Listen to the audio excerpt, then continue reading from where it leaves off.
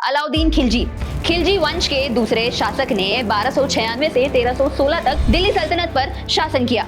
यह समय न सिर्फ साम्राज्य के भौगोलिक विस्तार का था बल्कि आर्थिक विकास का भी था। अलाउद्दीन हालांकि अशिक्षित थे, लेकिन उनमें अद्वितीय बुद्धिमत्ता, तेज राजनैतिक दृष्टि और शासन और अर्थशास्त्र की गहरी समझ थी। उनके राज में दिल्ली सल्तनत भारत का सबसे शक्तिशाली साम्राज्यों में एक बन गई थी। अलाउद्दीन को अक्सर एक कठोर सैनिक नेता के रूप में याद किया जाता है, जिसने मंगोल आक्रमणों को रोका और अपने साम्राज्य को विस्तार किया। लेकिन ये उनके आर्थिक सुधार थे जिन्होंने उन्हें एक साहसी और नवाचारी शासक के रूप में स्थापित किया। उनकी नीतियों में न सिर्फ सल्तनत की वित्तीय स्थिति को सुधारा, बल्कि एक ऐसा आर्थिक तंत्र तैयार किया जो आम जनता को राहत देता था और रियासत की सैनिक शक्ति को बनाए रखता था। जब भी हम अलाउद्दीन खिलजी का नाम सुनते हैं तो दिमाग में उनकी फियर्स बैटल और दिल्ली सल्तनत का एक्सपेंशन आता है। लेकिन क्या आपको पता है, मिलिट्री पावर के अलावा खिलजी एक ब्रिलियंट इकोनॉमिस्ट भी थे। हाँ, बिल्कुल सही सुना आपने। एक ऐसा शासक जो अपने साम्राज्य को सिर्फ डिफेंड नहीं करते थे, बल्कि अपने समय की इकोनॉमिक लैंडस्केप को कंप्लीटली रीडिफाइन कर दिया था। आज के वीडियो में हम बात करेंगे खिलजी के लेसर नोन साइड के बारे में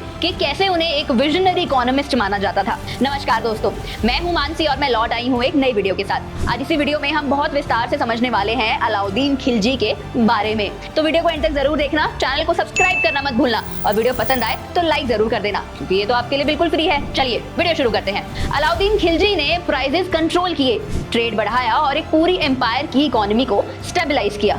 कैसे? अपनी एक्सपेंशनिस्ट विजन और मिलिट्री स्ट्रेंथ के साथ। अलाउद्दीन खिलजी एक एम्बिशियस साम्राज्यवादी थे, अपने प्रीडिसेसर जलालुद्दीन फिरोज खिलजी के बिल्कुल ऑपोजिट, जो सिर्फ पावर को मजबूत करने में ध्यान देते थे। अलाउद्दीन ने एक अग्रेसिव विस्तार की नीति अपनाई। गुजरात, रणथंभौर, चित्तूर और मालवा की विजय से उन्होंने सल्तनत की सीमाओं को काफी ज्यादा बढ़ाया और उत्तर भारत पर सल्तनत का पक्का कंट्रोल बनाया। इसके साथ ही मंगोल का खतरा सब कॉन्टिनेंट पर भारी था। सल्तनत को मंगोल आक्रमणों से बचाने के लिए अलाउद्दीन ने एक शक्तिशाली स्टैंडिंग आर्मी तैयार की और दिल्ली से लेकर नॉर्थ वेस्ट फ्रंटियर तक एक किले रेनोवेट करने लग गए। ये विशाल मिलिट्री बिल्डअप एक सस्टेनेबल वित्तीय मॉडल की जरूरत थी। सब्जेक्ट पर अधिक कर लगाने के बजाय अलाउद्दीन ने एक नवाचार भरा समाधान निकाला। उन्होंने कंट्रोल्ड बाजार व्यवस्था लागू की, जिसके आवश्यक सामग्री उनकी सेना और आम जनता के लिए सस्ते रहे। शुरुआत हुई अन्न बाजार की, यानी मंडी। अलाउद्दीन का अन्न बाजार पर नियंत्रण उनकी पूरी आर्थिक योजना का आधार था। उन्होंने दिल्ली में एक अन्न बाजार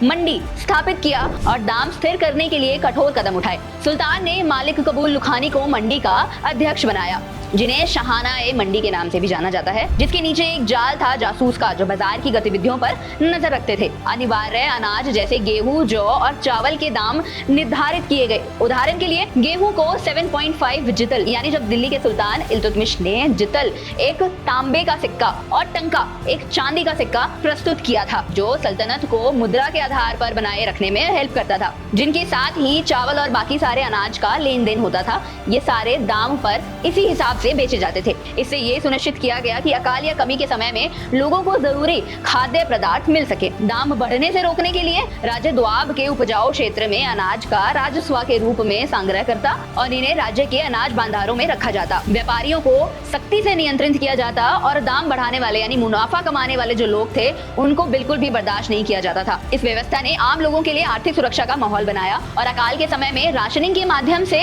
अनाज वितरित करने की व्यवस्था भी की गई। दूसरा बाजार, द सेराय-ए-दिल और द प्लेस ऑफ जस्टिस। ये एक ऐसी मार्केट थी दिल्ली में जहां पर अलाउद्दीन खिलजी इंपोर्टेड और मैन्युफैक्चर्ड गुड्स को बेचा करते थे। औद्योगिक वस्तु बाजार को आधुनिक वस्तुओं के लिए स्थापित किया गया था, जिसमें कपड़ा, चीनी, दवाइयां, सूखे हुए फल, मक्खन, ईंधन और तेल जैसे वस्तु शामिल थे। ये बाजार दिल्ली के बदौं गेट के पास था और अन्य बाजार की तरह यहाँ भी कठोर नियंत्रण लगाए गए थे। वस्तुओं के दाम स्थिर किए गए थे और व्यापारियों को दीवाने रियासत, जो कि बाजार नियंत्रण का जिम्मेदारी विभाग था, के साथ में मिलकर पंजीकृत करता अनिवार्य था। मुल्तानी व्यापारी, जो वस्त्र व्यापार में महारत रखते थे, इस बाजार के मुख्य खिलाड़ियों में से थे।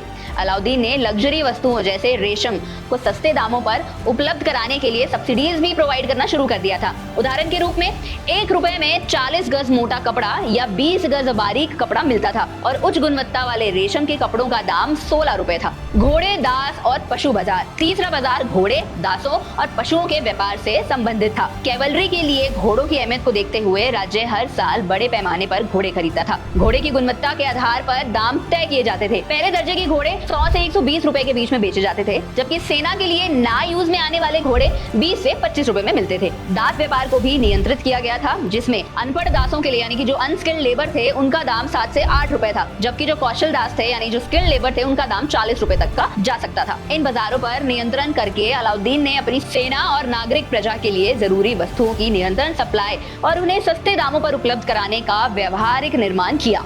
चौथा बाजार सामान्य वस्तुओं का बाजार था, जहां खाने पीने की वस्तुओं से लेकर घरेलू उपकरण तक सब कुछ बेचा जाता था। इस बाजार के दामों पर कठोर नजर रखी जाती थी और इसका प्रबंध अलाउद्दीन के व्यापार मंत्री याकूब नाजिर के अधीन था।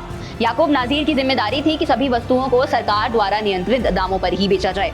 हर स्थानीय बाजार में अपना एक निगरानिक होता था, जो कि बाजार के नियमों का पालन सुनिश्चित करता था। जो भी व्यापारी इन नियमों का उल्लंघन करता उसको कठोर दंड मिलता था। अलाउद्दीन के इन व्यवस्थित और कठोर बाजार नियमों ने देश की अर्थव्यवस्था में स्थिरता लाई और व्यापारियों और सामान्य जनता के बीच में एक नया विश्वास का माहौल बनाया। अगर हम रेवेन्यू और इकोनॉमिक रिफॉर्म्स की बात करें तो अलाउद्दीन खिलजी की इकोनॉमिक स्ट्रैटेजी का राज एक आर्थिक क्रांति का समय था, जिसमें उन्होंने न सिर्फ बाजार व्यवस्था को सुधारा बल्कि राज्य के राजस्व को बढ़ाने के लिए भी कई अहम कदम उठाए। सीधा कर संग्रह यानी डायरेक्ट टैक्स कलेक्शन का नया प्रावधान था, जिसमें किसानों से सीधा कर वसूल किया जाता था बिना किसी मीडिएटर के, जैसे कि जमींदार। इससे न सिर्फ राजस्व में वृद्धि हुई बल्कि भ्रष्टाचार में भी कमी आई। अलाउद्दीन ने जमीन के नाप का एक नया सिस्टम लाया, जिससे कर को जमीन के वास्तविक उपजाऊ के आधार पर लगाया जाता था।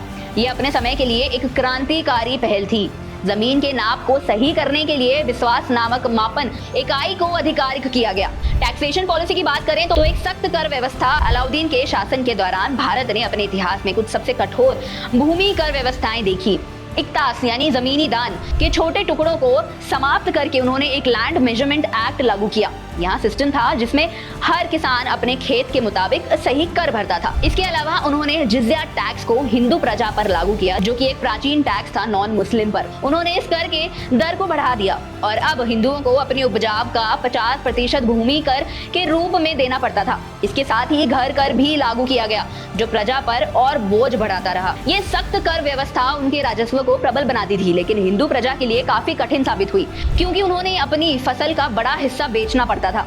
कई लोग गरीबी की जंजीरों में जकड़े गए इस बदलते हुए कर बोझ के कारण। जिज़्या टैक्स धार्मिक कर व्यवस्था। जिज़्या एक धार्मिक कर था जो नॉन मुस्लिम यानी धिमी पर लगाया जाता था। ये कुरान और हदीस में लिखा गया था, लेकिन इसका कोई निश्चित दर नहीं बताया गया था। मुस्लिम शासक अपने राज्य में इस प्रथा को अपनाते हुए यह कर वसूल करते थे, जो उनका एक महत्वपूर्ण आर्थिक स्रोत होता था। यहाँ टैक्स एक प्रतीक था कि नॉन मुस्लिम ने मुस्लिम राज्य की अधिकारिता को स्वीकार कर लिया है और इसके बदले उन्हें रक्षा और धार्मिक स्वतंत्रता प्राप्त होती थी। अलाउद्दीन खिलजी के समय में ये एक महत्वपूर्ण राजस्व स्रोत था, जिसे राज्य की अर्थव्यवस्था को सुदृढ़ बनाया गया और उनकी सख्त नीतियों से राजस्व वसूलन का प्रबंधन मजबूती से चलाया गया। अलाउद्दीन खिलजी के इस राजस्व और आर्थिक सुधारों ने उनके शासन को न सिर्फ समर्थ बनाया बल्कि उनकी सैनिक बल को भी मजबूत बनाया, जिससे दिल्ली सल्तनत का प्रभाव भारतवर्ष में और मजबूत हो गया। और अगर हम मर्चेंट क्लास की बात करें तो अलाउद्दीन खिलजी के आर्थिक सुधारों ने एक और महत्वपूर्ण क्षेत्र को चुना, व्यापारी वर्ग का नियंत्रण।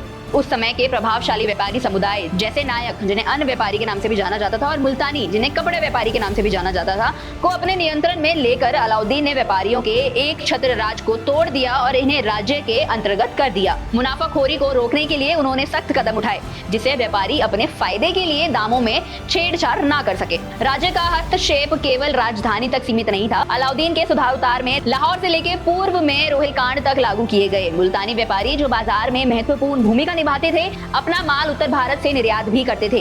इस प्रकार अलाउद्दीन के आर्थिक नीति की पहुंच और भी बढ़ गई, व्यापारी वर्ग के रहे हमारे व्यवहारों को नियंत्रित करते हुए। अलाउद्दीन खिलजी की एक लेगेसी को अगर हम समझे इकोनॉमिक रिफॉर्म्स में, तो अलाउद्दीन खिलजी के बाजार नियंत्रण के कदम अपने समय के लिए एक क्रांतिकारी पहल थे। उनका समाज सप्लाई, डिमांड और दाम स्थिरता के संबंध में काफी आगे था। उन्होंने एक ऐसी अर्थव्यवस्था का निर्माण किया था जो आम लोगों के लिए राहत तो थी ही, साथ ही राज्य के सैनिक और प्रशासनिक जरूरतों को पूरा करती थी, वो भी बिना खजाने पर बोझ बढ़ाए। उनके इन्हीं सुधारों का प्रभाव उनकी मृत्यु के बाद भी बना रहा, ये साबित करते हुए कि उनकी नीतियां केवल जबरदस्ती नहीं थी बल्कि गहरी आर्थिक समझ पर आधारित थी। अलाउद्दीन का अपना सैनिक सपनों को आर्थिक विवेक के साथ संतुलित करना उन्हें भारत इतिहास में एक अन्य स्थान देता है। उन्होंने केवल एक ही शक्तिशाली शासक के रूप में अपना नाम नहीं बनाया बल्कि एक आर्थिक योजनाओं और राजतंत्र के अग्रदूत के रूप में भी अपनी पहचान बनाई। अलाउद्दीन खिलजी भले ही वो एक ट्रेडिशनल इकोनॉमिस्ट ना रहे हों, लेकिन इकोनॉमिक रिफॉर्म्स में अपने समय में बहुत ही रेवोल्यूशनरी थे और मिडिवल इंडिया के फाइनेंशियल और एडमिनिस्ट्रेटिव स्ट्रक्चर्स पर गहरा असर छोड़कर गए। उनके price control, land revenue reforms और मिलिट्री प्रोविजनिंग स्ट्रैटेजी अपने वक्त से काफी आगे थे, जो इतने बड़े एम्पायर के इकोनॉमी को स्टेबलाइज करने में मददगार साबित हुए। वो शायद ग्रेटेस्ट इकोनॉमिस्ट ना कहलाए जा सके, लेकिन उनके इकोनॉमिक रिफॉर्म्स उन्हें हिस्ट्री के सबसे इनोवेटिव रूलर्स में जरूर शामिल करता है। उन्होंने मिलिट्री नीड्स और इकोनॉमिक स्टेबिलिटी को बड़ी खूबी से बैलेंस किया, जो उनके एडमिनिस्ट्रेटिव एक्यूमेन को सबूत देता है। अलाउद्दीन ने प्रॉफिटेरिंग को कंट्रोल करते हुए रिसोर्सेज की एफिशिएंसी को मैनेज किया, जिससे उनके राज में इकोनॉमिक टर्म्स में भी सफलता का एक मिसाल बन गया। तो ये थी एक दिलचस्प कहानी अलाउद्दीन खिलजी के बारे में, और आप में से कितने लोगों को ये मालूम थी मुझे कमेंट सेक्शन में जरूर बताना। आप मुझे कमेंट सेक्शन में अपने फीडबैक और सजेशंस भी दे सकते हैं। मैं उम्मीद करती हूँ आपको ये वीडियो पसंद आई होगी। पसंद आई तो वीडियो को लाइक करना मत भूलना और चैनल को सब्सक्राइब भी कर देना। चलिए, मैं मानसी मिलती हूँ आपसे अगली वीडियो में।